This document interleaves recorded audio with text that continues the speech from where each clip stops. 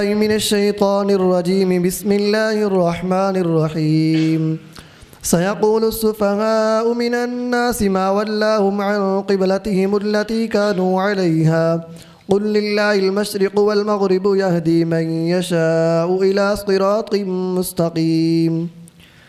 اب کہیں گے بے وقوف لوگ کس چیز نے پھیر دیا مسلمانوں کو ان کے اس قبلے سے جس پر وہ تھے؟ فرما دیجئے مشرق اور مغرب اللہ ہی کے ہیں، وہ جسے چاہے سیدھی راہ چلاتا ہے۔ بسم اللہ الرحمن الرحیم۔ نبی کریم صلی اللہ علیہ وآلہ وسلم نے مدینہ شریف میں ہجرت فرمانے کے بعد 17 مہینے بیت المقدس کی طرف چہرہ انور کر کے نمازیں پڑھیں اور پڑھائیں۔ اس کے بعد قبلہ تبدیل ہوا، اور قبلے کا تبدیل ہونا یہ نسخ ہے۔ بیت المقدس کی بجائے کعبہ کو قبلہ بنا دیا گیا، تو بیت المقدس کا قبلہ ہونا منسوخ ہوا۔ اللہ نے فرمایا سین، اس کا معنی ہوتا ہے جلد ہی یا ابھی ابھی۔ سیقولو، ابھی ابھی کہیں گے۔ السفہاء، یہ سفیہ کی جمع ہے، بے وقوف لوگ۔ من الناس، لوگوں میں سے۔ ما ولاہم، کس چیز نے ان کو پھیرا ہے۔ ولا یولی، پھیرنا۔ ان قبلتہم، ان کے قبلے سے۔ التی کانوا علیہا، جس پر یہ پہلے تھے، وہ بیت المقدس ہے۔ یہودی چاہتے تھے کہ اسی قبلے پر یہ رہیں۔ نبی پاک علیہ السلام کی خواہش تھی کہ آقا کریم صلی اللہ علیہ وسلم اپنے جد امجد حضرت ابراہیم علیہ السلام کے بنائے ہوئے کعبہ کو اپنا قبلہ بنائیں۔ تو جب قبلہ پھیرنے کی بات چلی تو کفار اور خاص طور سے یہود، ان کے اس سوال کو اللہ تعالیٰ جل شانہ نے ان کے دلوں کے اندر پوشیدہ بات کو ایڈوانس اجاگر کر دیا کہ یہ کہیں گے کہ ان کو کس چیز نے قبلہ پھیرنے پر مجبور کیا۔ کہہ دیجئے مشرق اور مغرب سب اللہ کے ہیں، اور جسے چاہتا ہے سیدھے راستے کی ہدایت دیتا ہے۔ یہ جو صراط مستقیم کا لفظ یہاں پر آیا ہے، اس کو ذرا نوٹ کر لیں، تھوڑا آگے چل کے اس کی وضاحت اچھی طرح ہو جائے گی۔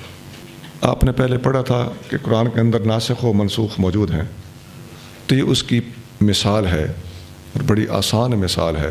اور جو لوگ منسوخ شدہ چیزوں کو لے کے بیٹھے رہتے ہیں، یا انہیں ناسخ و منسوخ کا پتہ نہیں ہوتا، تو منسوخ آیتوں سے استدلال کرتے رہتے ہیں۔ تو جس طرح آیتوں میں ناسخ منسوخ ہے، اسی طرح حدیثوں کے اندر بھی ناسخ و منسوخ ہے۔ تو قرآن شریف تو 30 پارے ہے،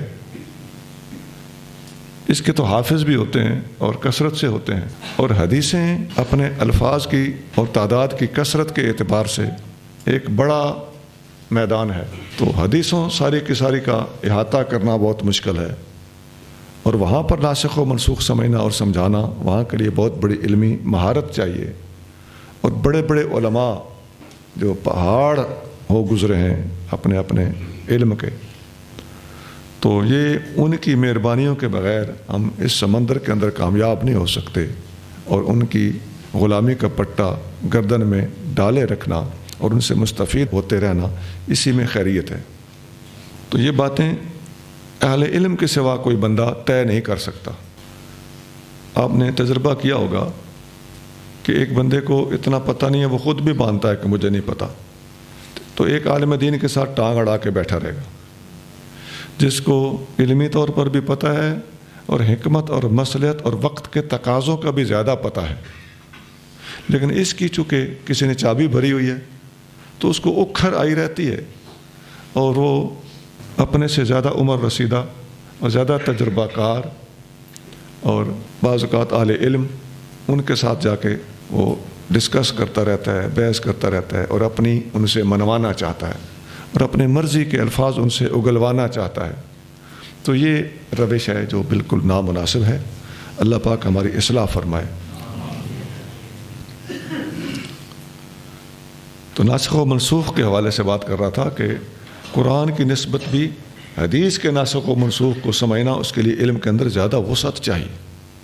کتابوں میں آپ کو مل جائے گا، حدیثیں موجود ہیں کہ نبی کریم صلی اللہ علیہ وآلہ وسلم نے رفع یدین بھی کیا، لیکن اس کا ترک کرنا بھی تو حدیث میں ہے۔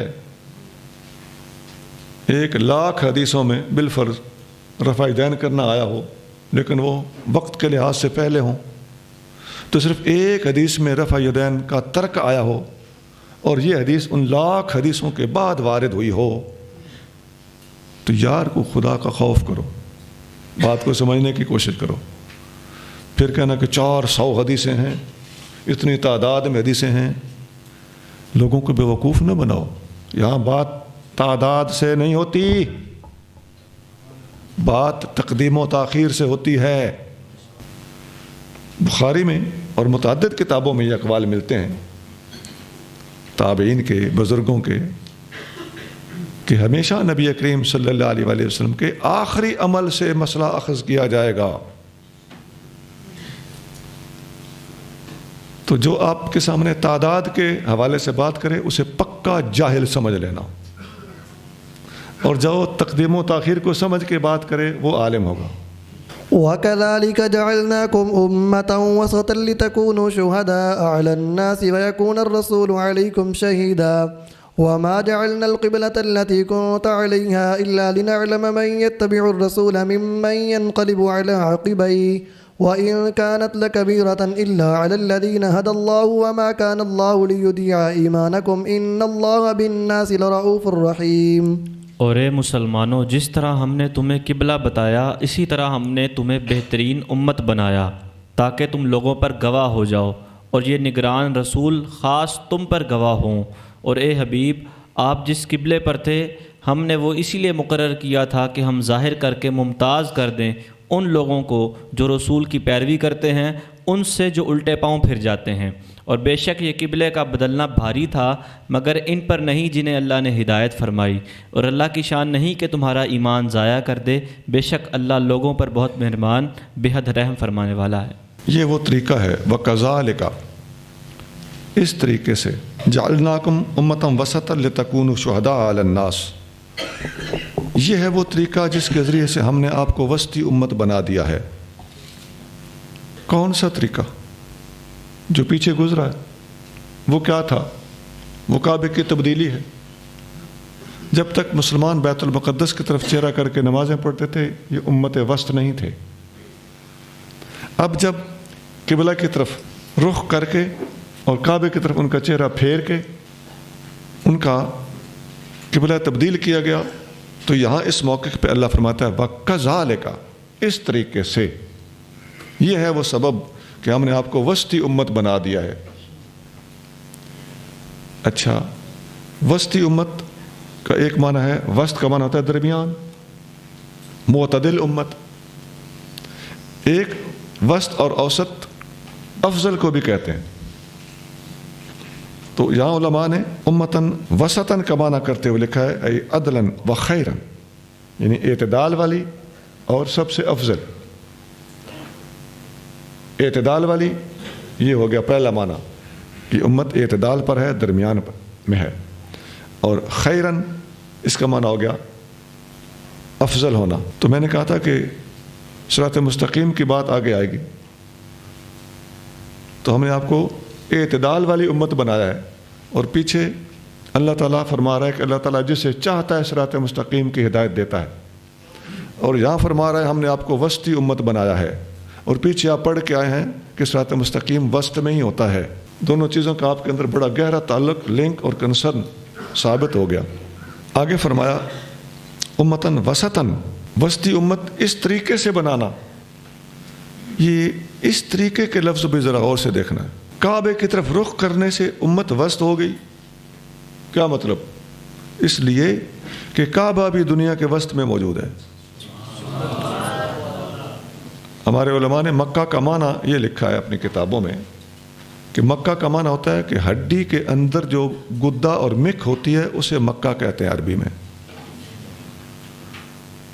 تو مکہ کو، شہر مکہ کو مکہ اس لیے کہا جاتا ہے کہ جس طرح ہڈی کے اندر گدا ہڈی کے مرکز میں ہوتا ہے، اسی طرح مکہ بھی پوری دنیا کے اندر ہڈی کی مکھ کی طرح پوری دنیا کے سینٹر میں اور مرکز میں، درمیان میں موجود ہے۔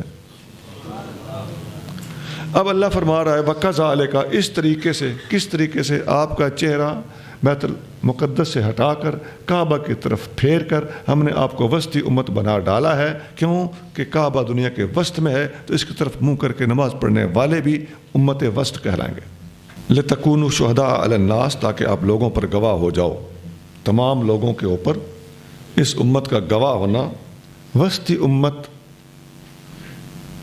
پورے لوگوں پر، پوری دنیا کے اوپر بڑے آرام سے گواہی دے سکتی ہے، جو افضل ہو، بلند ہو، جن کی کتاب سب سے اونچی ہو، جن کی کتاب میں ساری امتوں کے حالات اور احوال بھی دیے ہوئے ہوں، متعدد افضل ترین انبیاء علیہ السلام کے حالات ان کی کتاب میں موجود ہوں، ان کی تعلیم تمام انبیاء علیہ السلام کی تعلیم کا خلاصہ ہو، فَبِهُدَاهُ مُقْتَدِهْ، تو اور یہ ہوں بھی پوری دنیا کے وسطی علاقے سے کھڑا ہونے والے لوگ ہوں، تو ان کے سامنے ماضی بھی موجود ہو، ان کے سامنے مستقبل بھی موجود ہو، اور یہ خود بھی پوری دنیا کے اندر تمام امتوں سے زیادہ وسیع پیمانے میں امت بن کے رہ رہے ہوں، تو ان کی مثال ایسے سمجھو جیسے ایک بندہ دیوار کے اوپر کھڑا ہے اور ایک دیوار کے اس طرف ہے، دوسرا دیوار کے اس طرف ہے، تو اس طرف والا ادھر نہیں دے سکتا، اس طرف والا ادھر نہیں دے سکتا،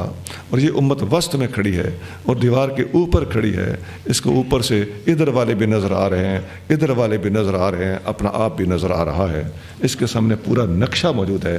ایسی ہی امت کو حق حاصل تھا کہ پوری دنیا کے اوپر یہ گواہ بنتی۔ اگلے الفاظ ہیں وَمَا جَعَلْنَا الْقِبْلَةَ الَّتِي كُنْتَ عَلَيْهَا إِلَّا لِنَعْلَمَ مَن يَتَّبِعُ الرَّسُولَ مِمَّن يَنقَلِبُ عَلَىٰ عَقِبَيْهِ، ہم نے وہ پہلا قبلہ اس لیے مقرر کیا تھا تاکہ ہم لوگوں پر ظاہر کریں، واضح کریں کہ کون ہمارے رسول صلی اللہ علیہ وآلہ وسلم کی چپ چاپ پیروی کرتا ہے اور کون اعتراض کر کے الٹے پاؤں پھر جاتا ہے۔ ہم نے کھرا اور کھوٹا واضح کرنے کے لیے وہ قبلہ پہلے بنایا، اب قبلہ یہ بنایا، تبدیلی کر کے ہم نے کھرے کھوٹے کو سامنے کر دیا۔ اب یہ جو فرمایا ہم نے وہ قبلہ بنایا تھا، اللہ کہتا ہے وہ قبلہ بھی ہم نے بنایا تھا، جعلنا القبلۃ، وہ بھی ہمیں نے بنایا تھا۔ قرآن پورا پڑھ لیں الحمد سے بدناس تک، قرآن کے اندر کوئی آیت آپ کو ایسی نہیں ملے گی جس کے اندر اس پرانے قبلہ بیت المقدس کو اپنا قبلہ بنانے کا حکم اللہ نے دیا ہوا ہو، ایسی کوئی آیت قرآن میں نہیں ہے، لیکن یہاں اللہ کہہ رہا ہے وہ ہم نے بنایا تھا، وہ قبلہ بھی ہم نے مقرر کیا تھا۔ تو یہاں سے ایک سبق ملتا ہے کہ اللہ تعالیٰ کی اپنے محبوب صلی اللہ علیہ وآلہ وسلم کے ساتھ قرآن کے علاوہ بھی باتیں ہوتی تھیں۔ یہ حدیث، یہ آیت حجیت حدیث کی بہت بڑی دلیل ہے کہ نبی پاک صلی اللہ علیہ وآلہ وسلم کو اللہ نے جو پہلا قبلہ بنانے کا حکم دیا تھا قرآن میں نہیں تو پھر کہاں ہے؟ ظاہر ہے وہ حدیث میں ہے۔ اس کی اور بہت سی مثالیں ہیں، آگے وقت کے ساتھ ساتھ آتی رہیں گی۔ ایک اور جگہ پہ اللہ تعالیٰ فرماتا ہے وَمَا قَطَعْتُم مِّن لِّينَةٍ أَوْ تَرَكْتُمُوهَا قَائِمَةً عَلَىٰ أُصُولِهَا فَبِإِذْنِ اللَّهِ۔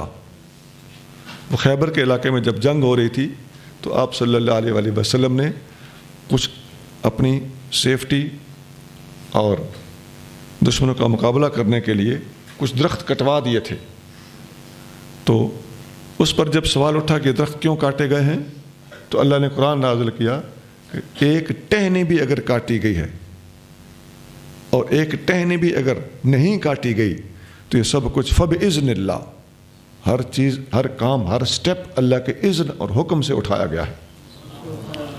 تو وہ ٹہنی ٹہنی کاٹنا اور ٹہنی ٹہنی چھوڑنا، اس کے بارے میں قرآن میں کوئی آیت نہیں ہے۔ یہ اللہ نے اذن جو دیا تھا اپنے محبوب کو وہ قرآن کے علاوہ حدیثوں سے ثابت۔ اس پر مولانا محمد ایوب صاحب دہلوی کی کتاب حجیت حدیث کے موضوع پر ایک چھوٹی سی کتاب ہے، انہوں نے تقریباً 13 آیتیں قرآن شریف میں سے ایسی دکھائی ہیں جن آیتوں میں کچھ ایسے مسائل اور کچھ ایسی باتیں ہیں جن کے ہنٹس تو قرآن میں ہیں، ان کی تفسیر قرآن میں نہیں ہے، اور انہی 2 آیتیں جو میں نے آپ کو بتائی ہیں بالکل اسی طرز پر ثابت ہوتا ہے کہ یہ بات قرآن میں کہیں نہیں تو پھر کہاں ہے؟ یقیناً وہ حدیث میں۔ قد نرى تقلب وجهك في السماء فلنولينك قبلة ترضاها فول وجهك شطر المسجد الحرام وحيث ما كنتم فولوا وجوهكم شطره وإن الذين أوتوا الكتاب ليعلمون أنه الحق من ربهم وما الله بغافل عما يعملون۔ بے شک ہم دیکھ رہے ہیں آپ کے رخ انور کا بار بار آسمان کی طرف اٹھنا، تو ہم آپ کو ضرور پھیر دیں گے اس قبلے کی طرف جس پر آپ راضی ہیں، تو آپ پھیر لیں اپنا رخ مسجد حرام کی طرف، اور اے مسلمانوں تم جہاں کہیں ہو اپنا منہ اسی کی طرف پھیر لو، اور بے شک جنہیں کتاب دی گئی وہ ضرور جانتے ہیں کہ یہ ان کے رب کی طرف سے حق ہے، اور اللہ ان کے کسی کام سے بے خبر نہیں۔ نبی کریم صلی اللہ علیہ وآلہ وسلم قبلے کی تبدیلی کا خیال مبارک اور خواہش لے کر بار بار آسمان کی طرف چہرہ انور اٹھا اٹھا کر دیکھتے تھے کہ میں زبانی نہ بھی کہوں تو اللہ تعالیٰ تو میرے خیال بھی جانتا ہے۔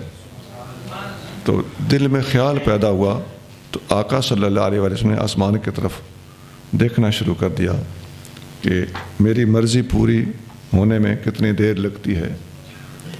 یہاں مجھے بڑا یاد ہے، ہمارے استاد حضرت قبلہ حافظ مختار احمد صاحب رحمۃ اللہ علیہ ہمیں بتایا کرتے تھے کہ جب دعا کرو یا دل میں کوئی خواہش پیدا ہو تو اپنے اندر اس دعا یا اس خواہش کے بعد فکر پیدا کیا کرو اور تڑپ پیدا کیا کرو کہ میں نے دعا کی ہے قبول کیوں نہیں ہو رہی۔ تو یہ تڑپ اور فکر اور ارتکاز دعا کی قبولیت کا سبب ہوتا ہے۔ حضور غوث اعظم قدس سر العزیز ایک جگہ پر ارشاد فرماتے ہیں کہ ارادہ کیا ہے؟ بعض درویش فقیر بھی کہتے ہیں جی ارادہ کیا ہے، تو اب زور لگا کہ ارادہ بولنا، یہ تو ارادہ نہیں ہے، یا اس کے بارے میں اپنے اندر خیالات کو یا سوچوں کو یا فکر میں یہ سوچ میں رہنا کہ یار پتہ نہیں ارادہ ہوتا کیا ہے، کسی زور لگانے کا نام ارادہ ہوگا، ایسا نہیں ہے۔ آپ نے بڑی سادہ سی بات بتائی ہے کہ کسی بات کو دل میں بار بار دہرانا ارادہ ہوتا ہے۔ مقصد ہے کہ فکر قائم کر لینا، کام کیوں نہیں ہوا، یہ ارادہ ہو جائے گا۔ آقا صلی اللہ علیہ وآلہ وسلم بھی جب یہ خواہش دل میں آئی تو آسمان کی طرف دیکھتے تھے کہ ارادہ میں کروں اور پورا نہ ہو، یہ ہو کیسے سکتا؟ تو اللہ نے فرمایا فَلَنُوَلِّيَنَّكَ قِبْلَةً تَرْضَاهَا، ہم آپ کو اس قبلے کی طرف پھیر دیں گے جو آپ کو پسند ہے۔ تو ساتھ ہی فرمایا فَوَلِّ وَجْهَكَ شَطْرَ الْمَسْجِدِ الْحَرَامِ، پس مسجد حرام کی طرف اپنا چہرہ پھیر دیجئے۔ ترجمہ تو آپ پوری آیت کا سن چکے ہیں، یہاں جو بتانے والی بات ہے جو میری طرف سے وضاحت ضروری ہے وہ یہ ہے کہ نبی کریم صلی اللہ علیہ وآلہ وسلم کو جو اللہ نے فرمایا کہ ہم نے آپ کا چہرہ مبارک اٹھا کے دیکھنا دیکھا ہے، نبی پاک علیہ السلام کا اللہ تعالیٰ سے دعا کرنا اور اللہ تعالیٰ سے حسن ظن رکھنا اور دعا کی قبولیت کی توقع رکھنا یہ واجب ہے۔ اللہ تعالیٰ سے امید رکھنا کیا ہوتا ہے جی؟ واجب ہے۔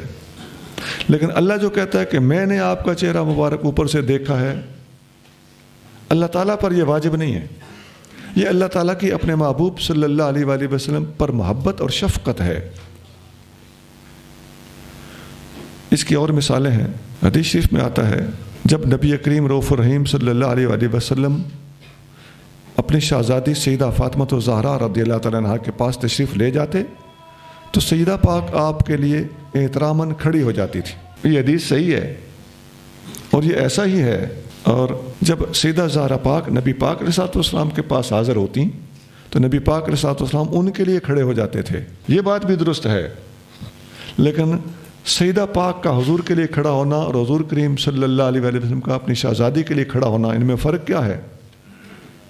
حضور تشریف لے جائیں تو سیدہ پر واجب ہے کہ حضور کے لیے کھڑی ہو جائیں، سیدہ حاضر ہوں تو حضور پر واجب نہیں ہے، یہ حضور کی اپنی پیاری شہزادی پر شفقت۔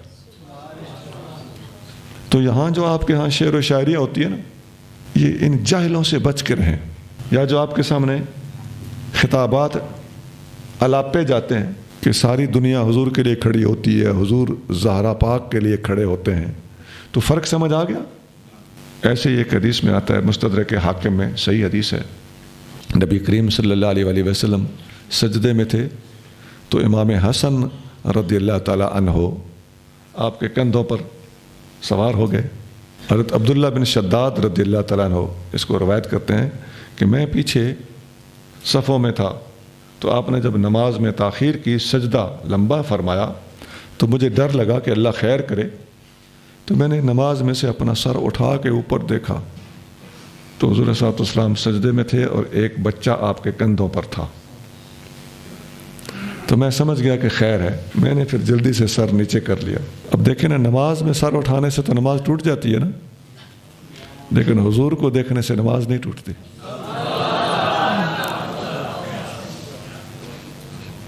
تو بعد میں جب حضور علیہ الصلوۃ والسلام سے پوچھا گیا کہ یا رسول اللہ کوئی نماز کے بارے میں نیا حکم آ گیا ہے، کیونکہ سب نے تو دیکھا نہیں تھا کہ کندھوں پہ شہزادے سوار ہیں،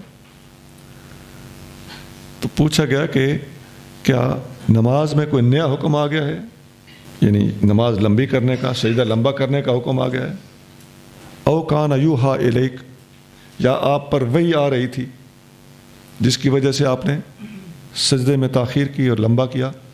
آپ علیہ الصلوۃ والسلام نے فرمایا کل ذالک لم یکن، یہ جو تم کہہ رہے ہو ان میں سے کچھ بھی نہیں تھا، نہ کوئی نیا حکم آیا نہ کوئی وحی آ رہی تھی۔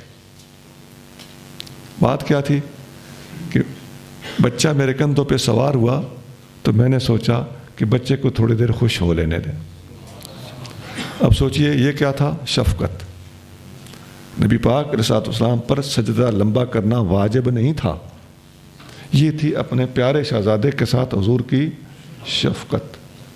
اور یہ بھی بتا دوں کہ اس حدیث میں ہے کہ شاید وہ امام حسن تھے یا شاید امام حسین تھے، تو حسن کا لفظ پہلے ہے، تو جن لوگوں نے ٹھوک کے اس حدیث کو امام حسین پر فٹ کیا ہوا ہے اور اس میں جو باقی باتیں وہ لگاتے ہیں کہ ادھر جبریل آ گئے اور سجدہ لمبا کرنے کا حکم دیا اور 72 بار کہنے کا حکم دیا یا 72 بار آپ نے کہا، ایسا کچھ نہیں، یہ سب جیم ہیدی بنی جے وا جھوٹ ٹے موقوف جھوٹ۔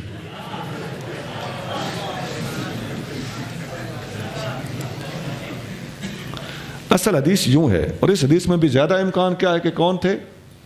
سیدنا امام حسن رضی اللہ تعالیٰ۔ تو آقا کا اپنی دعا کی قبولیت کی توقع رکھنا آقا کے لیے واجب ہے، اور اللہ کا اپنے محبوب کو اوپر سے شفقت کے ساتھ دیکھنا اللہ کی شفقت اور محبت ہے، اللہ پر کچھ واجب نہیں ہوتا۔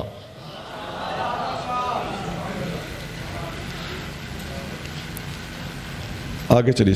وَلَئِنْ أَتَيْتَ الَّذِينَ أُوتُوا الْكِتَابَ بِكُلِّ آيَةٍ مَا تَبِعُوا قِبْلَتَكَ وَمَا أَنْتَ بِتَابِعٍ قِبْلَتَهُمْ وَمَا بَعْضُهُمْ بِتَابِعٍ قِبْلَةَ بَعْضٍ وَلَئِنِ اتَّبَعْتَ أَهْوَاءَهُمْ مِنْ بَعْدِ مَا جَاءَكَ مِنَ الْعِلْمِ إِنَّكَ إِذًا لَمِنَ الظَّالِمِينَ۔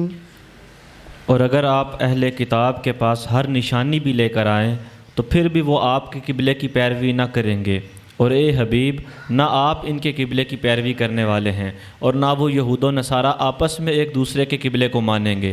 اور اے مخاطب، اگر تو نے ان کی خواہشات کی پیروی کی اس کے بعد کہ تیرے پاس علم آ چکا تو بے شک اس وقت تو ضرور ظلم کرنے والوں میں سے ہوگا۔ اللہ فرما رہا ہے کہ محبوب آپ تمام کے تمام معجزات اکٹھے کر کے بھی ان کو دکھا دیں تو انہوں نے آپ کی پیروی کوئی نہیں کرنی۔ یہ یہودی اور یہودی نما لوگوں میں بڑی ضد ہوتی ہے، کچھ بھی آپ کر کے دکھا دیں، آپ ان کو قرآن سنائیں نہیں مانیں گے، حدیث سنائیں نہیں مانیں گے، عقیدہ انہوں نے پہلے اپنے دلوں میں بٹھایا ہوتا ہے۔ حتیٰ کہ نبی کریم صلی اللہ علیہ وسلم کے اتنے واضح معجزات بھی اپنی آنکھوں کے ساتھ دیکھ کر یہ لوگ ایمان نہیں لائے تھے، اپنے موقف پر ڈٹے رہے تھے۔ آگے اللہ فرماتا ہے کہ مسلمانوں کو چاہیے کہ اپنی لائن پہ سیدھے رہیں، ان کو مطمئن کرنا اور ان کے آنکھیں لگ جانا یہ مسلمانوں کا کام نہیں ہے، یہ بالکل باز نہیں آئیں گے۔ اور آپ نے اپنی لائن نہیں چھوڑنی، کسی سے متاثر ہو کر، کسی کے پروپیگنڈے سے متاثر ہو کر، کسی کی چٹ پٹی زبان سے متاثر ہو کر آپ نے اپنا عقیدہ نہیں چھوڑنا، اپنے دین سے متشکک نہیں ہونا۔ اور جو اس زمانے میں آپ دیکھتے ہیں کہ طرح طرح کے الفاظ، طرح طرح کی بھانت بھانت اور طرح طرح کے عقائد اور نظریات، طرح طرح کی گپیں اور طرح طرح کے ٹک ٹاک لوگ چھوڑ رہے ہیں، اور نادان بھولا نوجوان بعض اوقات ان کی باتوں میں آ کر پھنس جاتا ہے یا اپنے عقائد و نظریات کو متزلزل کر بیٹھتا ہے۔ عزیزان گرامی، دین وہی سچا ہے، ہر چیز نئی اچھی ہو سکتی ہے، دین جتنا پرانا ہوگا اتنا اچھا ہو۔ آگے چلیے۔ الذين آتيناهم الكتاب يعرفونه كما يعرفون أبناءهم وإن فريقا منهم ليكتمون الحق وهم يعلمون۔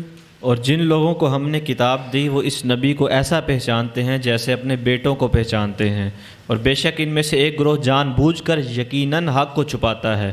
جن لوگوں کو ہم نے کتاب دی ہے وہ میرے محبوب نبی یعرفونہ ہو کی ضمیر کتاب کی طرف بھی جا سکتی ہے اور نبی کریم صلی اللہ علیہ وآلہ وسلم کی طرف بھی جا سکتی ہے، لیکن یہاں پر جو زیادہ قول ملتا ہے وہ نبی پاک صلی اللہ علیہ وآلہ وسلم کے بارے میں ملتا ہے کہ میرے محبوب کو یہ لوگ اس طرح پہچانتے ہیں جیسا اپنی اولادوں کو پہچانتے ہیں۔ تو اس کا مطلب یہ ہوا کہ وہ لوگ معرفت محمدیہ رکھتے تھے، لیکن قلبی معرفت ہونے کے باوجود زبانی کلمہ نہ پڑھنا ان کا کفر تھا۔ ایک اصول مل گیا کہ معرفت قلبی جسے حاصل ہوا کرے وہ تو سب کو حاصل تھی، جب تک بول کے کلمہ نہیں پڑھا ایمان ثابت نہیں مانا گیا۔ آگے چلیے۔ الحق من ربك فلا تكونن من الممترین۔ حق تیرے رب کی طرف سے ہے تو اے مخاطب تو ہرگز نہ ہو جانا شک کرنے والوں میں سے۔ مخاطب اس سے مراد یہ ہے کہ نبی پاک علیہ السلام پر تو آیتیں نازل ہوتی تھیں، لیکن اس میں اس قسم کے مقامات پر خطاب جو ہوتا تھا وہ امت کے لیے ہوتا تھا۔ آگے چلیے۔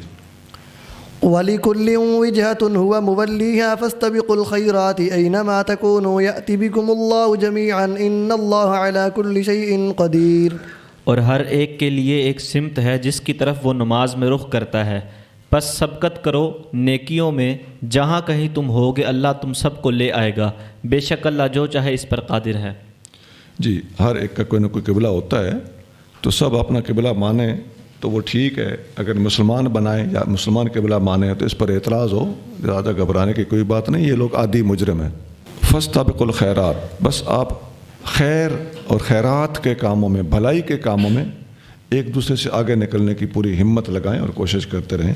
حدیث شریف میں آتا ہے، سیدنا علی المرتضیٰ رضی اللہ تعالیٰ عنہ فرماتے ہیں کہ مستبقنا الی خیر قط الا سبقنا الیہ ابو بکر۔ ہم نے جب بھی، یہی آیت کس کے الفاظ ہیں، فاستبقوا الخیرات، آپ فرماتے ہیں ہم نے جب بھی خیرات اور بھلائی کے معاملے میں آگے نکلنے کی کوشش کی، ابو بکر ہم میں ہر میدان میں آگے نکل گیا۔ وَمِنْ حَيْثُ خَرَجْتَ فَوَلِّ وَجْهَكَ شَطْرَ الْمَسْجِدِ الْحَرَامِ وَإِنَّهُ لَلْحَقُّ مِنْ رَبِّكَ وَمَا اللَّهُ بِغَافِلٍ عَمَّا تَعْمَلُونَ۔ اور اے حبیب، مسجد حرام سے باہر ہوتے ہوئے آپ جہاں سے بھی چلیں تو پھیر لیں اپنا چہرہ مسجد حرام کی طرف، اور بے شک وہ ضرور حق ہے آپ کے رب کی طرف سے، اور اللہ تمہارے کاموں سے بے خبر نہیں۔ آپ جدھر سے بھی نکلیں تو مسجد حرام کی طرف چہرہ پھیر لیں۔ تو یہ اس مضمون کی آیتیں پہلے گزر چکی ہیں، الفاظ پہلے گزر چکے ہیں، تو اہمیت کے پیش نظر قرآن کے اندر ایک بات کئی بار دہرائی بھی جاتی ہے، تو وہاں میں نے وہ حدیثیں نہیں سنائی، یہاں پر کافی حدیثیں ایسی موجود ہیں جن میں آتا ہے کہ نبی کریم صلی اللہ علیہ وآلہ وسلم نے جب قبلہ کی طرف رخ کر کے نماز پڑھی تو ایک صحابی دوڑتے ہوئے ایک مسجد میں گئے، تو آ کے صحابہ کرام کو بتایا کہ نبی کریم صلی اللہ علیہ وآلہ وسلم پر حکم آ چکا ہے، وہی آ چکی ہے کہ قبلہ تبدیل کیا جا چکا ہے۔ تو انہوں نے بھی قبلہ کی طرف منہ کر کے نماز پڑھنا شروع کر دی۔ جس مسجد میں کچھ نماز بیت المقدس کی طرف چہرہ کر کے پڑھی گئی تھی اور باقی نماز کعبہ کی طرف منہ کر کے پڑھی گئی تھی، وہ مسجد اب بھی موجود ہے، اس کو مسجد ذو قبلتین کہتے ہیں، دو قبلوں والی مسجد۔ یہ حدیث بخاری شریف میں ہے، حدیث نمبر 399 ہے۔ وَمِنْ حَيْثُ خَرَجْتَ فَوَلِّ وَجْهَكَ شَطْرَ الْمَسْجِدِ الْحَرَامِ وحيث ما كنتم فولوا وجوهكم شطره لئلا يكون للناس عليكم حجة إلا الذين ظلموا منهم فلا تخشوهم واخشوني ولأتم نعمتي عليكم ولعلكم تهتدون۔ اور اے محبوب، مسجد حرام سے باہر ہوتے ہوئے آپ جہاں سے بھی چلیں تو کر لیں اپنا رخ نماز میں مسجد حرام کی جانب، اور اے مسلمانوں، تم مسجد حرام سے باہر جہاں بھی ہو اپنا منہ مسجد حرام کی طرف پھیر لو کہ لوگوں کو تم پر کوئی حجت نہ رہے، مگر ان میں سے جو ظالم ہیں وہ تم پر ضرور ناحق الزام رکھیں گے، تو ان سے نہ ڈرو اور مجھ سے ڈرو، اور اس لیے کہ میں پوری کر دوں تم پر اپنی نعمت اور تاکہ تم سیدھی راہ پاؤ۔ اکد استقبال القبلۃ اینما کان بآیتین، اللہ تعالیٰ نے قبلے کی طرف چہرہ کرنے والے حکم کو مؤکد کیا ہے، جہاں کہیں بھی ہوں آپ اپنا چہرہ ادھر کو پھیر لیں۔ اس کو دہرانا اس وجہ سے تھا کہ اس کے اوپر اعتراض اور اچھمبا سب سے زیادہ کیا گیا تھا، تو جس چیز کے خلاف زیادہ اعتراضات اٹھائے جائیں ایسی بات کو زیادہ تاکید کے ساتھ کرنا اور بار بار دہرانا یہ اللہ تعالیٰ کا طریقہ ہے۔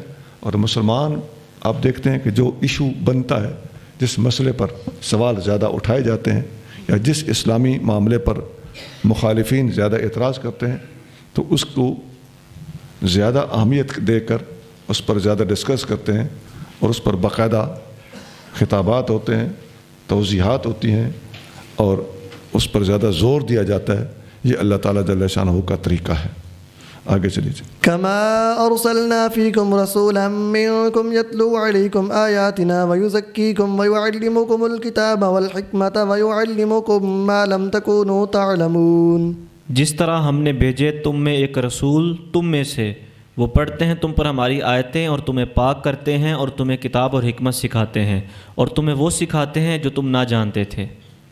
جی، یہ آیت پہلے اس کی تفسیر جو ہے سورۃ بقرہ کی آیت نمبر 129 میں صبح آپ نے تفصیل سے سنی اور پڑھی تھی۔ ایک حدیث میں آتا ہے کہ نبی کریم صلی اللہ علیہ وآلہ وسلم نے فرمایا، الا ان ربی امرنی ان اعلمکم ما جہلتم، خبردار میرے اللہ نے مجھے حکم دیا ہے کہ میں تمہیں بتاؤں اور سکھاؤں جو تم نہیں جانتے۔ یہ حدیث مسلم شریف میں ہے، حدیث نمبر 2865 ہے، اور سب کو پڑھانے اور بتانے کا تذکرہ حضور نے فرمایا ہے کہ مجھے حکم ہوا ہے میرے اللہ کی طرف سے کہ میں سب کو بتاؤں، سب کو پڑھاؤں۔ اور ایک جگہ پہ اللہ تعالیٰ فرماتا ہے، سورۃ النساء میں آیت آئے گی 113 کہ وَعَلَّمَكَ مَا لَمْ تَكُنْ تَعْلَمْ، اے محبوب آپ کو اللہ نے وہ کچھ پڑھایا جو آپ اس سے پہلے نہیں جانتے تھے۔ تو اس کے ساتھ ایک اضافی الفاظ آگے بھی ہیں، وَكَانَ فَضْلُ اللَّهِ عَلَيْكَ عَظِيمًا، آپ پر اللہ کا فضل عظیم ہے۔ تو جو فضل عظیم والے الفاظ ہیں، یہ الفاظ بتاتے ہیں کہ جو کچھ نبی پاک علیہ الصلوۃ والسلام نے اپنی امت کو بتایا اس کی ایک حد تھی، اور جو کچھ اللہ نے اپنے محبوب کو بتایا اس کی اوپر کی حد تھی۔ آگے چلیے۔ فاذکرونی اذکرکم واشکروا لی ولا تکفرون، تو مجھے تم یاد کرو میں تمہیں یاد کروں گا، اور میرا شکر ادا کرتے رہو اور میری ناشکری نہ کرو۔ پچھلی آیت میں تھا کما ارسلنا فیکم رسولا، جیسا کہ ہم نے تمہارے اندر اپنا پیارا رسول بھیجا ہے، شان والا رسول بھیجا ہے۔ تو اس اگلی آیت کا تعلق اس پچھلی آیت کے ساتھ، جیسا کہ ہم نے بھیجا ہے فذکرونی، تو اب میرا ذکر کرو۔ کیا مطلب؟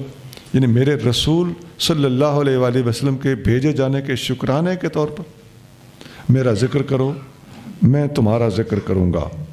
ہمارا اللہ کا ذکر کرنا ہماری شان کے لائق ہے، اللہ کا ہمارا ذکر کرنا اس کی شان کے لائق ہے۔ اس کے کئی معنی علماء نے بیان کیے ہوئے ہیں۔ تم مجھے یاد رکھو اور میں تمہاری مشکلات کے موقع پر تمہاری مدد کروں گا۔ ذکر کا مطلب جب بندہ ذکر کرے تو اللہ اللہ کرنا مراد ہے، جب اللہ بندے کا ذکر کرے تو بندے کے نام کی تسبیحیں نکالنا مراد نہیں ہے، بلکہ بندے کی طرف رحمت اور شفقت کے ساتھ متوجہ ہونا مراد ہے۔ تم میری یاد میں رہو، میری رحمت تمہاری طرف متوجہ رہے گی۔ کیوں؟ کما ارسلنا فیکم، جیسا کہ ہم نے تمہارے اندر رسولاً اپنا رسول بھیجا ہے۔ نبی کریم صلی اللہ علیہ وآلہ وسلم ارشاد فرماتے ہیں، اللہ تعالیٰ مجھ سے فرماتا ہے، یہ حدیث قدسی ہے، انا عند ظن عبدی بی، میں اپنے بندے کے گمان کے ساتھ ہوتا ہوں جو میرے بارے میں وہ رکھتا ہے۔ وَأَنَا مَعَهُ إِذَا ذَكَرَنِي، اور میرا بندہ جب میرا ذکر کرتا ہے تو میں اس کے ساتھ ہوتا ہوں. فَإِن ذَكَرَنِي فِي نَفْسِهِ ذَكَرْتُهُ فِي نَفْسِي، جب وہ میرا ذکر آہستہ کرتا ہے تو میں بھی اس کا ذکر اپنے طور پہ کرتا ہوں، آہستہ کرتا ہوں. وَإِن ذَكَرَنِي فِي مَلَئٍ ذَكَرْتُهُ فِي مَلَئٍ خَيْرٍ مِّنْهُمْ، جب وہ میرا ذکر سر عام محفل میں کرتا ہے تو میں اس زمین والی محفل سے بہتر محفل میں بندے کا ذکر کرتا ہوں، فرشتوں کی محفل میں. وَإِن تَقَرَّبَ إِلَيَّ شِبْرًا تَقَرَّبْتُ إِلَيْهِ ذِرَاعًا، اگر وہ ایک بالشت میری طرف بڑھتا ہے تو میں ایک پورا ہاتھ اس کی طرف بڑھتا ہوں. وَإِن تَقَرَّبَ إِلَيَّ ذِرَاعًا، اگر وہ ایک ہاتھ میری طرف بڑھے تو تقربت الیہ باعًا، تو میں اس کی طرف ایک لمبا بازو پورے کا پورا اس کی طرف بڑھتا ہوں. ومن اتانی یمشی، جو میری طرف چل کے آتا ہے اتیتہ ہرولۃً، میں اس کی طرف اپنے شان کے لاغ دوڑ کے جاتا ہوں. یہ حدیث بخاری شریف میں ہے، حدیث نمبر 7405 ہے. ایک حدیث میں آتا ہے نبی کریم صلی اللہ علیہ وآلہ وسلم نے فرمایا عجباً لامر المؤمن، مومن کا معاملہ بھی عجیب ہے. ان امرہ کلہ خیر، مومن ہر معاملے میں فائدے میں رہ جاتا ہے. لیس ذاک لأحد الا للمؤمن، یہ چیز مومن کے سوا کسی کا نصیب نہیں. وہ کیا ہے؟ ان اصابتہ سراء شکر، جب بندے کو کوئی تکلیف کوئی نعمت پہنچتی ہے تو یہ شکر ادا کرتا ہے. نعمت پہنچی، شکر ادا کیا، تب بھی شکر کر کے اس کا بھلا ہو گیا. من اصابتہ ضراء، اگر بندے کو کوئی نقصان اور ضرر پہنچتا ہے تو صبر، پھر یہ صبر کرتا ہے، فکانا خیر اللہ، یہ بھی اس کے لیے بہتر ہوتا ہے. تو سکھ پہنچے تو شکر ہے، دکھ پہنچے تو صبر ہے، دونوں صورتوں میں میرے بندہ مومن کا فائدہ ہی فائدہ. حدیث شریف مسلم شریف میں ہے، حدیث نمبر 2999 2999. آیت کے جو الفاظ تھے، تم میرا ذکر کرو میں تمہارا ذکر کروں گا، واشکروا لی ولا تکفرون، اور میرا شکر ادا کرو، میرا کفران نعمت نہ کرو. اس واشکروا لی کی تشریح میں ہم نے یہ حدیث آپ کو سنا دی کہ بندہ مومن کا بہرحال بھلا ہی بھلا ہوتا ہے. آگے چلیے جی. یا ایہا الذین آمنوا استعینوا بالصبر والصلاة ان اللہ مع الصابرین. اے ایمان والو، مدد چاہو صبر اور نماز سے، بے شک اللہ صبر کرنے والوں کے ساتھ ہے. جی یہ آیت پہلے گزر چکی ہے. صبر اور نماز سے مدد چاہنا، نبی پاک علیہ السلام کو جب بھی کوئی دشواری پیش آتی تو آپ نماز کے لیے کھڑے ہو جاتے تھے. اللہ تعالیٰ صبر کرنے والوں کے ساتھ ہے. اس کا ساتھ ہونا حص ہی نہیں ہے بلکہ رحمت اور علم کے حوالے سے ساتھ ہونا مراد. آگے چلیے جی. ولا تقولوا لمن يقتل في سبيل الله اموات بل احياء ولكن لا تشعرون. اور جو لوگ اللہ کی راہ میں قتل کیے جاتے ہیں انہیں مردہ نہ کہو بلکہ وہ زندہ ہیں مگر تمہیں شعور نہیں. جو لوگ اللہ کی راہ میں قتل کیے جاتے ہیں یا قتل کیے جائیں. ایک اور جگہ پر اسی طرح کی آیت ہے، سورۃ آل عمران کی آیت نمبر 169. لا تحسبن الذين قتلوا في سبيل الله امواتا، جو لوگ اللہ کی راہ میں قتل کیے جائیں انہیں مردے خیال بھی نہیں کرنا، گمان بھی نہیں کرنا. اس آیت میں ہے انہیں مردے کہنا نہیں، اور آل عمران کی آیت میں ہے انہیں مردے سمجھنا بھی نہیں. مطلب کیا ہے کہ ایسا نہ سمجھ لینا کہ زبانی نہیں کہنا، ویسے ہوتے تو مردے ہی ہیں، نہیں ایسا نہیں ہے. نہ زبانی کہنا ہے نہ دل میں سوچنا ہے. اور حدیثوں میں آتا ہے ایک صحابی حضرت جابر رضی اللہ تعالیٰ عنہ کے والد گرامی حضرت عبداللہ جنگ احد میں شہید ہو گئے تھے. ان کو جنگ احد کے شہیدوں کو ایک ایک قبر میں جوڑی جوڑی کر کے دفن کیا گیا تھا. تو ان کو بھی ایک جوڑی دار شہید کے ساتھ دفن کیا گیا. حضرت جابر فرماتے ہیں کہ میری یہ حسرت اور خواہش تھی کہ میں اپنے والد صاحب کو قبر سے نکال کے الگ دفن کروں. 6 مہینے گزر گئے. میں نے نبی پاک علیہ السلام کے سامنے اپنے اس خواہش کا اظہار کیا. نبی پاک نے فرمایا قبر کھول کے اسے الگ دفن کر دو. قبر جب کھولی گئی فاستخرجتہ بعد 6 اشہر، میں نے اپنے والد صاحب کی میت کو 6 مہینوں کے بعد باہر نکالا. فَإِذَا هُوَ كَيَوْمٍ وَدَعْتُهُ هُنَيَّةً غَيْرَ أُذُنِهِ، وہ ان کا جسم مبارک بالکل اسی طرح تر و تازہ تھا جس طرح ہم نے قبر میں رکھا تھا، تو جس تازگی کے ساتھ اس دن تھے اسی تازگی کے ساتھ آج بھی 6 مہینے کے بعد بھی پائے گئے۔ صرف ایک کان جو تھا وہ ایسے کر کے چہرہ مبارک دائیں طرف پھرا ہوا تھا نا، جیسا کہ میت کو دفن کرتے وقت چہرہ ایک طرف کر دیتے ہیں، تو یہ کان نیچے آ گیا تھا، تو دب دب کے نیچے رہ کے یہ کان تھوڑا سا مرڑا ہوا تھا، بس باقی سارے کا سارا جسم تر و تازہ اور خوشبوؤں سے لبریز تھا۔ یہ حدیث کہاں ہے؟ بخاری شریف، حدیث نمبر 1351 1351۔ ایک اور حدیث میں آتا ہے کہ 2 انصاری صحابیوں کو دفن کیا گیا تھا، تو ان کی قبروں کو سیلاب کے پانی نے اکھیڑ دیا، تو ان کی میتیں سامنے آئیں۔ تو یہ دونوں صحابی وہ تھے، انصاری وہ تھے جو جنگ احد میں شہید ہوئے تھے، تو جب ان کی قبریں کھل گئیں ان کو وہاں سے نکال کر دوسری جگہ پر دفن کیا گیا، تو جس طرح وہ پہلے دن دفن کیے گئے تھے بالکل دونوں کے جسم اسی طرح تر و تازہ آج بھی موجود تھے۔ یہ حدیث کہاں ہے؟ موطا امام مالک میں ہے، دنیا اسلام کی حدیث کے اندر سب سے پہلی کتاب۔ وہ پہلی حدیث بھی بخاری میں ہے اور صحیح ہے، یہ حدیث موطا امام مالک میں ہے اور صحیح ہے۔ موطا امام مالک میں حدیث نمبر 1704 1704۔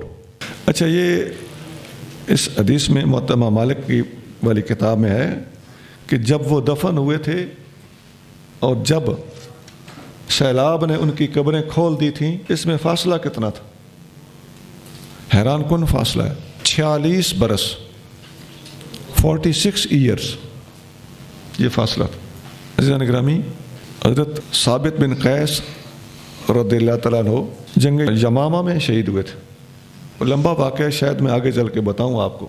وہ جنگ میں شہید ہوئے تھے تو صحیح سند کے ساتھ مستدرک حاکم میں ان کا پورا واقعہ موجود ہے۔ تو وہ جب شہید ہو گئے تو ان کی زرہ کسی نے اتار لی،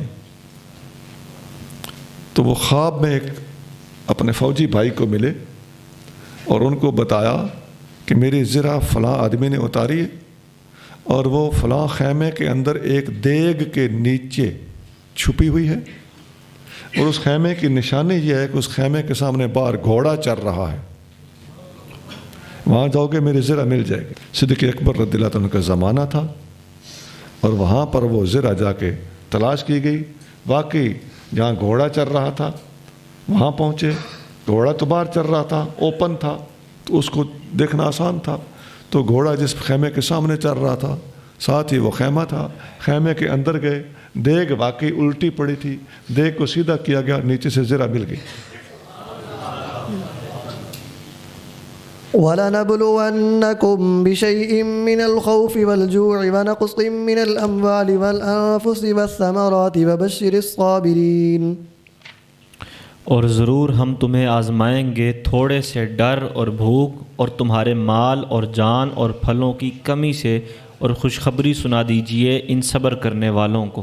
اس میں آزمائش کا اللہ تعالیٰ نے وعدہ کیا ہے، وَلَنَبْلُوَنَّكُمْ، ہم ضرور بر ضرور تمہیں آزمائیں گے۔ لام بھی تاکید کے لیے ہے، آخر میں نون تاکید کے لیے ثقیل موجود ہے، تو یہ جب 2 تاکیدیں آ جائیں تو یہ حلف کے برابر ہوتا ہے۔ اللہ تعالیٰ گویا قسم اٹھا کے فرما رہا ہے کہ ہم تمہیں ضرور آزمائیں گے، بِشَيْءٍ مِّنَ الْخَوْفِ وَالْجُوعِ، تھوڑے بہت خوف یا تھوڑی بہت بھوک دے کر، اور مال کا نقصان دے کر، اور جانی نقصان اور پھلوں کا نقصان، تو یہ آزمائش ہوتی ہے۔ تو جو انسان پر مشکلات آتی ہیں یہ یا تو گناہوں کی سزا کے طور پر آتی ہیں، یا بلندی درجات کے لیے آزمائش ڈالی جاتی ہے، یا کسی عبادت ذکر فکر کی کمی کو پورا کرنے کے لیے اس قسم کے امتحان ڈالے جاتے ہیں، اور وہ کمی پوری کرا کے اس کو منزل مقصود تک پہنچا دیا جاتا ہے۔ ابو داؤد شریف میں ایک حدیث ہے، نبی کریم صلی اللہ علیہ وآلہ وسلم نے فرمایا کہ ان العبد اذا سبقت له من اللہ منزلۃ، جب بندے کی اللہ کی طرف سے ایک منزل مقرر ہو جاتی ہے، اللہ طے کر دیتا ہے کہ میں نے اس کو فلاں مقام پہ پہنچا کے چھوڑنا ہے، لم یبلغ بعملہ، اب بندے کو حکم ہوتا ہے کہ یہ ذکر کر، یہ فکر کر، یہ عبادت کر، تو وہ عبادت میں پورا نہیں اترتا اور کمی رہ جاتی ہے، تو اس منزل تک عبادت کر کر کے نہیں پہنچتا۔ ابتلاہ اللہ فی مالہ او فی ولدہ او فی جسدہ، اللہ تعالیٰ اسے مال، اولاد اور جسم کے امتحان میں مبتلا کر دیتا ہے۔ ثم صبرہ علی ذالک، پھر اللہ تعالیٰ اس کو صبر بھی اپنے پاس سے دیتا ہے، حتیٰ یبلغہ المنزلۃ التی سبقت لہ، حتیٰ کہ اللہ اسے اس منزل تک پہنچا کے چھوڑتا ہے جو اس کے نصیب میں اللہ نے لکھ دی ہوتی ہے۔ تو یہ صبر کے ثمرات اور فوائد ہیں۔ جو لوگ صوفیاء کے مریدین ہوتے ہیں اور ذکر فکر میں کمی کوتاہی کرتے ہیں، تو ان پر اس قسم کی مشکل آ جائے تو یہ مشکل ان کو منزل مقصود تک پہنچانے کا ذریعہ ہوتی ہے۔ حتیٰ کہ اگر مرشد کامل ہے، یہاں غلط لوگ ناجائز فائدہ بھی اٹھاتے ہیں، لیکن ہوتا تو ہے نا جی، نبی بھی سچے ہوئے ہیں اور نبیوں کا ڈانگ اختیار کرنے والے جھوٹے لوگ بھی نبوت کے دعوے دار گزرے ہیں۔ تو یہی چیز ولیوں میں بھی ہوتی ہے، سچے ولی بھی ہوتے ہیں اور جھوٹ موٹ کے بنے ہوئے ولی بھی ہوتے ہیں۔ تو جھوٹوں کا وجود سچوں کے وجود کی نفی نہیں کرتا، بلکہ جھوٹوں کا وجود الٹا سچوں کے وجود کو ثابت کرتا ہے، اس لیے کہ اصل ہے تو نقل بنی۔ سچے انبیاء، سچے اولیاء ہوتے تھے، اب تو سلسلہ نبوت ختم ہے، سلسلہ ولایت جاری و ساری ہے۔ تو جس طالب، جس مرید کا مرشد کامل کے ہاتھ میں ہاتھ ہے اور وہ مرشد باقاعدہ منازل سلوک طے کراتا ہے، اکثر ایسا ہوتا ہے کہ کامل تو ہوتے ہیں لیکن مریدوں پہ محنت نہیں کرتے، منزلیں طے نہیں کراتے، سلوک طے نہیں کراتے، نفس کی اصلاح نہیں کرتے، ذکر فکر مراقبے لطائف نہیں بتاتے۔ یہ کثرت سے ایسے بزرگ بھی موجود ہیں، اور بعض جگہ پر ایسا ہے کہ مناظر سلوک طے کرائی جاتی ہیں۔ تو ان کے حوالے سے میں بات کر رہا ہوں کہ ایسے لوگوں کے مرید جب کسی منزل میں پھنس جاتے ہیں تو ان کو نکالنے کے لیے کسی نہ کسی امتحان میں ڈالا جاتا ہے۔ یوں کہہ لو کہ جب گھی سیدھی انگلیوں سے نہ نکلے تو انگلیاں ٹیڑھی کرنا پڑتی۔ اللہ کے ایک ولی تھے، تو ان کا مرید تھا، مرشد نے اس کا امتحان لیا اور فرمایا کہ یہ 6 فٹ کی نہر ہے، نالہ ہے، ذرا سے کراس کرو نا۔ تو اس نے کہا حضور 6 فٹ ہے، کہیں بیچ میں نہ گر جاؤں۔ فرمایا ٹرائی کرو۔ وہ ایک پیر آگے ایک پیر پیچھے ایسے کر کے ہلا جلا، کچھ اس نے شست لگائی کہ چھلانگ ماروں، تھوڑا پیچھے سے بھی ہٹ کے دوڑ کے آیا مگر آ کے رک جاتا تھا۔ کہنے لگا حضور یہ بہت مشکل ہے۔ فرمایا اچھا چلو ٹھیک۔ مرشد نے کہا میں جا رہا ہوں۔ چلے گئے۔ اللہ کی قدرت یا مرشد کی کرامت، ادھر اچانک ایک شیر آ گیا۔ وہ جب شیر کو دیکھا نا تو اس نے وہ چھلانگ لگائی کہ 6 فٹ کیا 9 فٹ کی چھلانگ لگے۔ مطلب ہے جب سر پہ پڑتی ہے، فکر قائم ہوتی ہے تو کام ہو جاتے ہیں، تو انگلیاں ٹیڑھی کرنی پڑتی ہیں۔ اور بعض اوقات ایسا بھی ہوتا ہے کہ مرشد کامل یہ گلے اور ہر وقت لوگوں کے پیچھے پڑے رہنا ایسا نہیں ہوتا، اور مریدوں کے خواہ مخواہ گلے، اس کے خلاف اس کے سامنے، اس کے خلاف اس کے سامنے، یہ دھندے کاملین نہیں کرتے۔ لیکن بعض اوقات ایسا ہوتا ہے کہ جس مرید کی منزل پھنسی ہوئی ہو، اس کی منزل کو طے کرانے کے لیے اس کے پیر بھائیوں کو اس کے پیچھے لگا دیا جاتا ہے۔ وہ آپس میں اس کے خلاف کسی نہ کسی غلطی کو پکڑ کے کوئی نہ کوئی ایشو بنا کے اس کے خلاف سارے کے سارے کھڑے ہو جائیں گے۔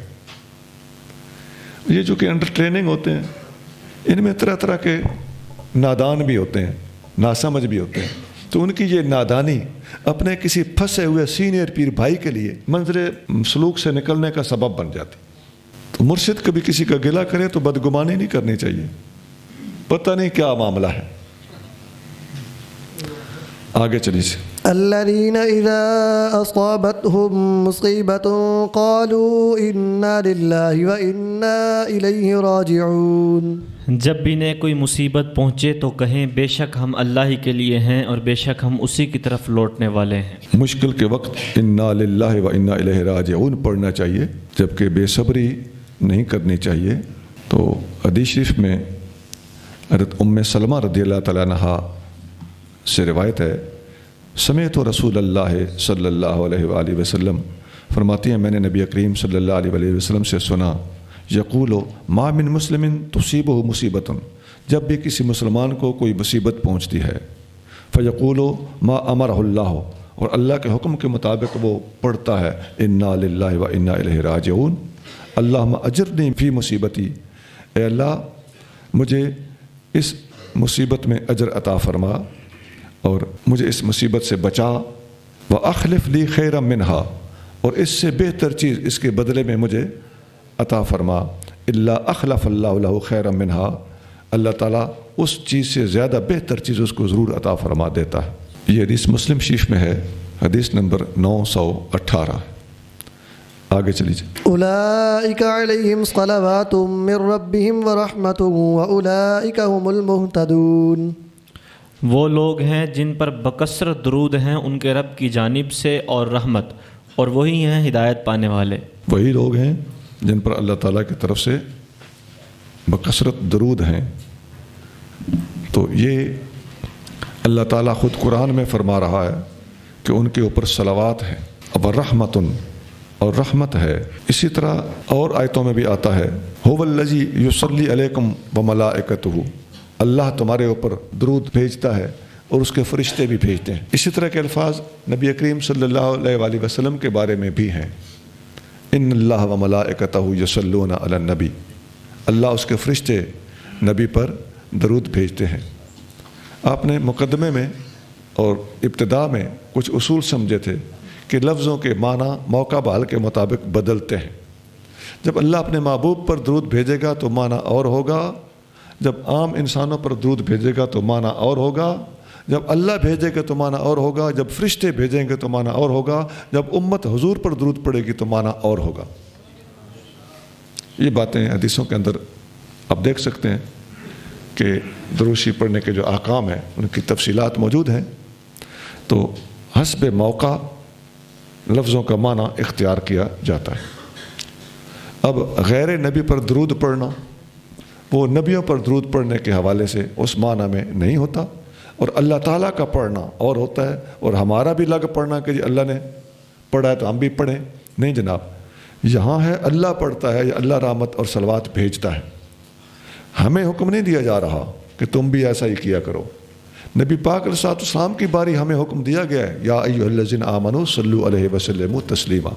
تو آیتوں کا سیاق سباق اگا پیچھا اور مکمل احکام پڑھ پھر فیصلہ کرنا چاہیے، نہ کہ ایک صرف لفظ کے اوپر ٹوٹ پڑنا چاہیے۔ آگے چلیے۔ ان الصفا والمروة من شعائر الله فمن حج البيت او اعتمر فلا جناح عليه ان يطوف بهما ومن تطوع خيرا فان الله شاكر عليم۔ بے شک صفا اور مروہ اللہ کی نشانیوں میں سے ہیں، تو جس نے بیت اللہ کا حج یا عمرہ کیا تو اس پر کوئی گناہ نہیں کہ ان دونوں کے چکر لگائے، اور جس نے خوش دلی سے کوئی نیک کام کیا تو بے شک اللہ قبول فرمانے والا خوب جاننے والا ہے۔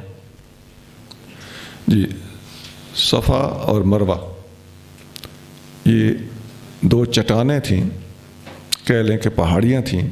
صفا ایک طرف کعبہ شریف کے زیادہ قریب ہے اور مروہ دوسری طرف کعبہ شریف سے نسبتاً دور ہے، دونوں کے درمیان تقریباً 450 میٹر کا فاصلہ ہے۔ حضرت انس بن مالک رضی اللہ تعالی عنہ فرماتے ہیں کہ ان کے درمیان اسلام سے پہلے بھی لوگ دوڑتے تھے، تو جب اسلام نے بھی ان کے درمیان دوڑنے کا حکم دیا تو ہمارے دل میں یہ وہم جاتا تھا کہ ان کے درمیان دوڑنا تو پرانے زمانے کے جاہلوں کا طریقہ رہا ہے، یہ کہیں غلط نہ ہو۔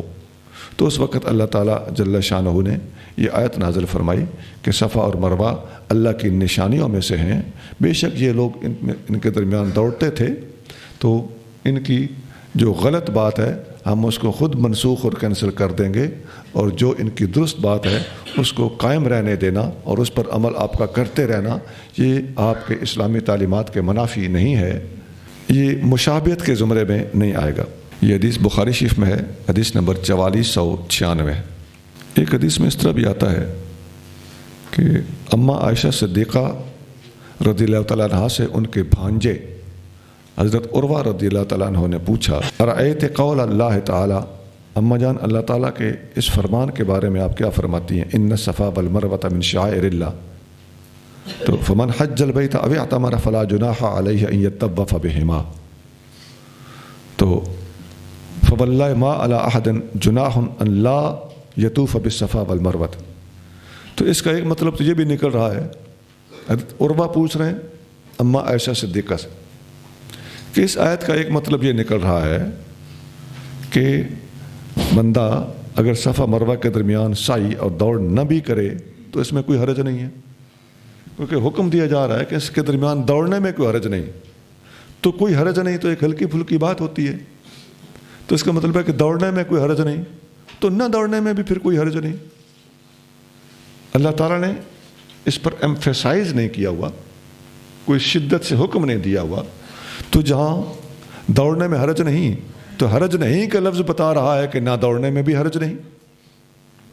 اماں پاک نے فرمایا بئس ما قلت، غلط ہے جو تم نے کہا، یا ابن اختی، اے میرے بھانجے، ان ہذہ لو کانت کما اولتہا علیہ، جس طرح تو نے اس کا مطلب سمجھا ہے اگر یوں بات ہوتی تو کانت، آیت یوں ہونی تھی، لا جناح علیہ ان لا یتطوف بہما، تو آیت یوں ہونی تھی کہ کوئی حرج نہیں کہ ان دونوں کے درمیان سعی نہ بھی کرے، تو یہ آیت ہونی تھی یوں، لیکن یہاں ہے لا جناح علیہ ان یتطوف بہما ولکنھا انزلت فی الانصار، وضاحت سے فرمایا یہ انصاریوں کے بارے میں نازل ہوئی تھی، تو اس سے پہلے کانو قبل ان یسلموا یحلون لمنات الطاغیہ، یہ منات کا ارادہ کر کے گھر سے حج کے لیے احرام باندھ کے نکلتے تھے،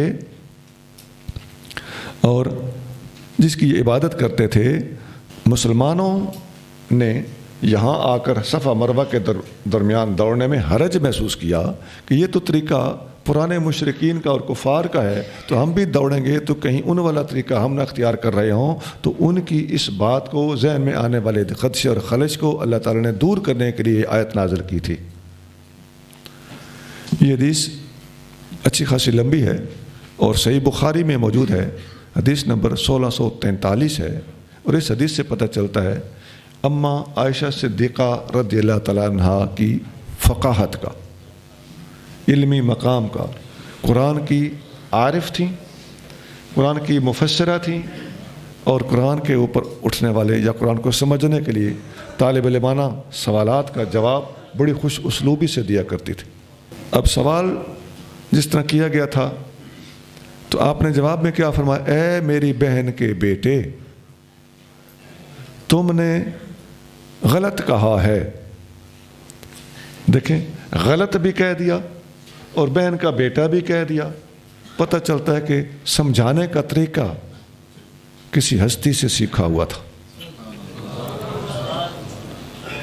آگے چلیے جی۔ ان الذين يكتمون ما انزلنا من البينات والهدى من بعد ما بيناه للناس في الكتاب اولئك يلعنهم الله ويلعنهم اللاعنون، اور بے شک جو لوگ ہماری اتاری ہوئی روشن دلیلوں اور ہدایت کو چھپاتے ہیں بعد اس کے کہ ہم نے اسے لوگوں کے لیے کتاب میں بیان فرما دیا، وہ لوگ ہیں کہ ان پر اللہ لعنت کرتا ہے اور سب لعنت کرنے والے ان پر لعنت کرتے ہیں۔ جو لوگ اللہ کے اتارے ہوئے کو چھپاتے ہیں، بینات اور ہدا میں سے ان کو چھپانا یہ لعنت کا مستحق بنا دیتا ہے۔ دین بتانا لازم ہے اور دین چھپانا الٹا استحقاق لعنت ہے، لعنت کا حقدار بنا دیتا ہے۔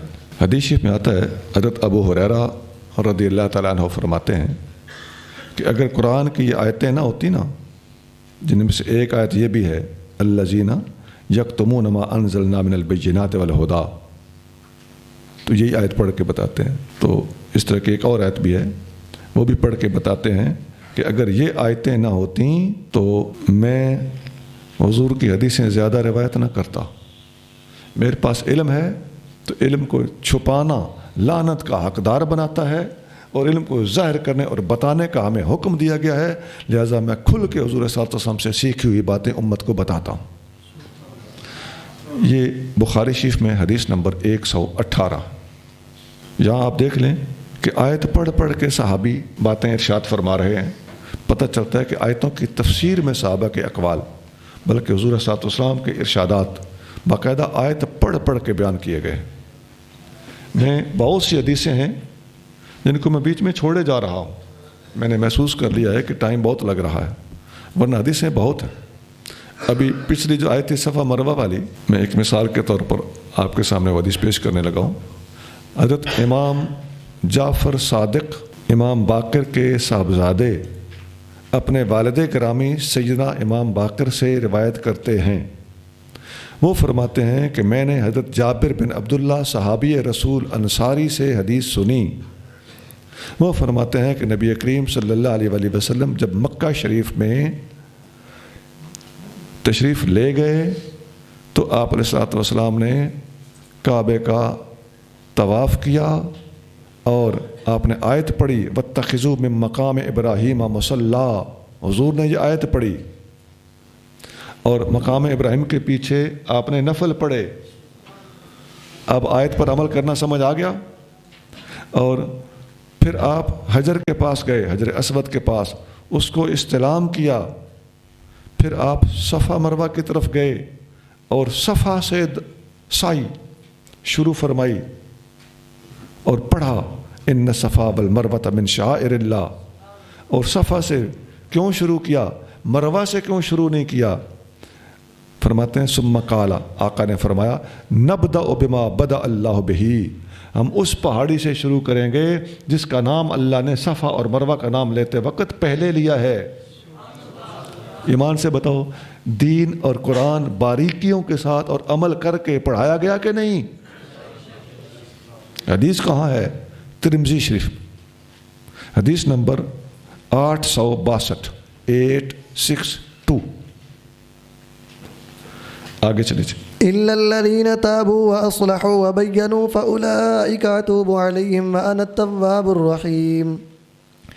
مگر جن لوگوں نے توبہ کی اور وہ ٹھیک ہو گئے اور ان چھپائی ہوئی باتوں کو انہوں نے ظاہر کر دیا تو میں ایسے لوگوں کی توبہ قبول کرتا ہوں اور میں بڑا ہی توبہ قبول کرنے والا ہوں، بے حد رحم فرمانے والا. پچھلی آیت سے استثناء فرمایا کہ جو لوگ چھپاتے ہیں ان پر لعنت ہے. ہاں، جنہوں نے توبہ کر لی اور چھپائی ہوئی باتوں کو ظاہر کرنا شروع کر دیا.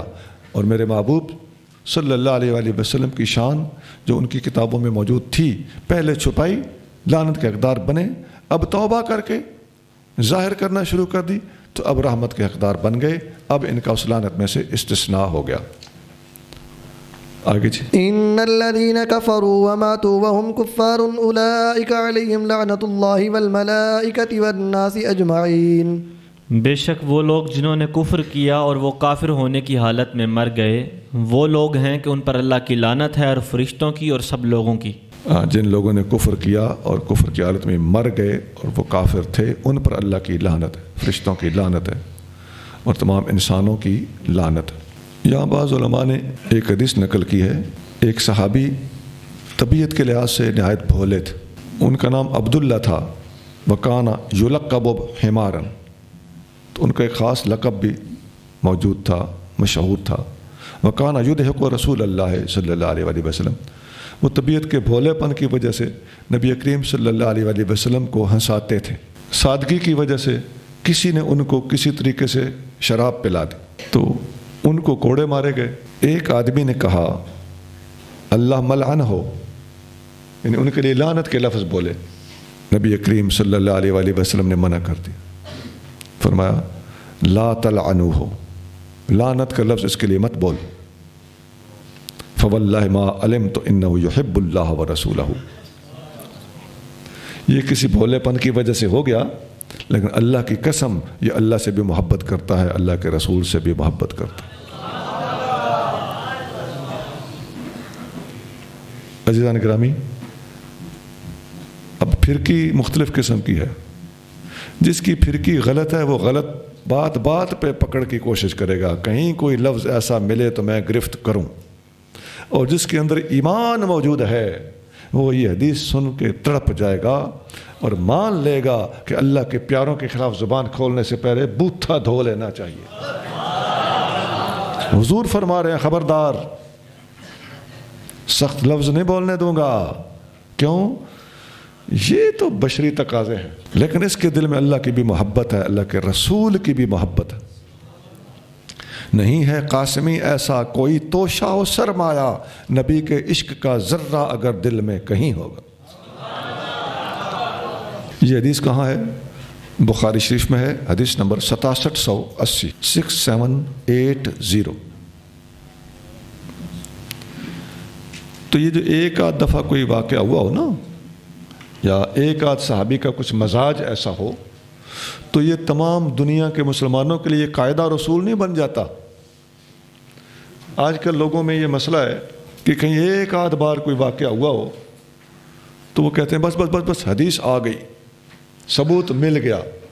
او بھائی, حدیثوں کی روشنی میں طے کیا ہوا فیصلہ اور قول مختار جو میں بار بار آپ لوگوں کو بتاتا رہتا ہوں, اپنے ایمان کی حفاظت کیجئے, اپنے کردار کی حفاظت کیجئے. قبول اور لیا اور راستہ وہ اختیار کیا جاتا ہے جو قول مختار ہوتا ہے. قول شاذ ایک آدھ واقعہ ہر موضوع پر آپ کو مل سکتا ہے. کسی موقع پر کسی ضعیف حدیث میں کہیں صحابہ کا حجل کرنا, ایک پیر اٹھا کے ایسے کودنے کو حجل کہتے ہیں, اور اس سند بھی اس کی ضعیف ہو تو بیلی لوگ کیا کرتے ہیں, بس جی ثبوت مل گیا, اور ثابت حجل سے ثابت کیا کر مارتے ہیں, رقص. اور پھر کرنا کہاں شروع کر دیتے ہیں, وہ ایک آدھ موقع پہ ضعیف حدیث اور رقص بھی نہیں, حجل تو کرنا کیا شروع کر دیا, یادگار پاکستان میں سارے رل کے رقص کریں گے جی. استغفر اللہ. اعلیٰ حضرت رحمۃ اللہ علیہ نے لکھا ہے کہ یہ جو تم بہانہ کرتے ہو کہ جی وجد ہے, یہ حال ہے, وہ سارے بودے, اعلیٰ نے یہ لفظ لکھا ہے, وہ سارے بودے جو تم نے وہاں پر جمع کیے ہوئے ہوتے ہیں وہ سارے صاحب حال ہیں. کیوں لوگوں کو نچا نچا کے مارتے ہو؟ نگاہ کر کے پھڑکانے کی طاقت نہیں ہے نا اگر, تو نچا نچا کے مصنوعی حال طاری کرنے کی بےہودہ کوششیں نہ کرو. اچھا, تو اگر یہ سارے کے سارے یہ صحابی نبی پاک کو ہنساتے تھے اور اپنے چہرے مبارک کے مختلف موڈ بنا بنا کے ہنساتے تھے, مختلف انداز بنا بنا کے ہنساتے تھے, تو کیا خیال ہے, حدیث بھی بخاری میں ہے اور حدیث بھی صحیح ہے, وہ تم تو جو اٹھائے پھرتے ہو وہ تو ہیں ہی ضعیف, یہ تو حدیث بھی صحیح ہے, تو کیا خیال ہے یادگار پاکستان میں یہ لوگ جا کے ایک دن نہ منائیں کہ سارے آج منہ ڈنگے کرو, کیوں حدیث آ گئی ہے. اللہ کرے ہم دین سیکھیں تو دین کے جاننے والوں سے سیکھیں.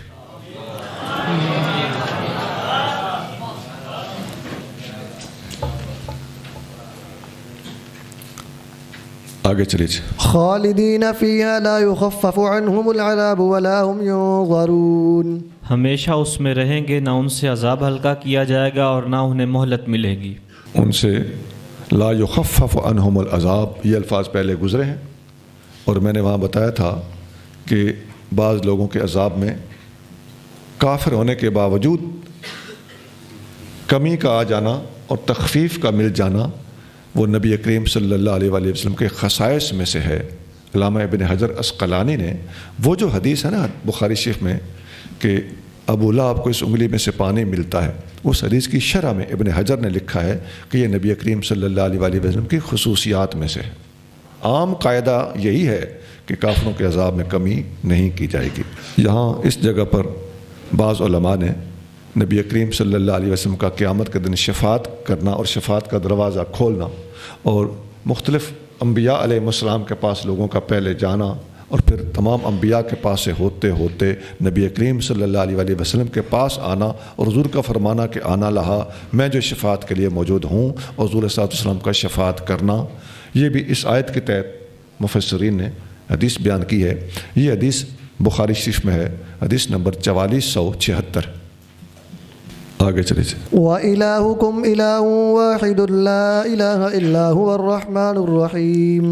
اور تمہارا معبود ایک معبود ہے، کوئی معبود نہیں مگر وہی، نہایت رحم والا، بے حد رحم فرمانے والا. حضرت اسماء بنت یزید رضی اللہ تعالیٰ عنہا فرماتی ہیں ان النبی صلی اللہ علیہ وآلہ وسلم قال کہ نبی کریم صلی اللہ علیہ وسلم نے فرمایا اسم اللہ الاعظم فی ہاتین الآیتین. آقا نے فرمایا ان دو آیتوں میں اللہ کا اسم اعظم موجود ہے. ایک یہ آیت سورۃ بقرہ کی آیت نمبر 163 اور دوسرے سورۃ آل عمران کی آیت نمبر 2. ان کے بارے میں فرمایا کہ ان کے اندر اسم اعظم موجود ہے. یہ حدیث صحیح ہے، ابو داؤد شریف میں موجود ہے اور حدیث نمبر 1496. ابو داؤد 1496. مشرکین مکہ نے 360 صنم بت بنائے ہوئے تھے. اللہ کو چھوڑ کر وہ ان کی عبادت کرتے تھے اور اللہ تعالیٰ جل شانہ نے ان کی اس بت پرستی کا رد کرتے ہوئے ارشاد فرمایا کہ تمہارا الہ ایک ہی الہ ہے جس کے سوا عبادت کا کوئی حقدار نہیں ہے. یہ اس آیت کا شان نزول اور پس منظر. آگے چلیے جی. إن في خلق السماوات والأرض واختلاف الليل والنهار والفلك التي تجري في البحر بما ينفع الناس وما أنزل الله من السماء من ماء فأحيا به الأرض بعد موتها وبث فيها من كل دابة وتصريف الرياح والسحاب المسخر بين السماء والأرض لآيات لقوم يعقلون.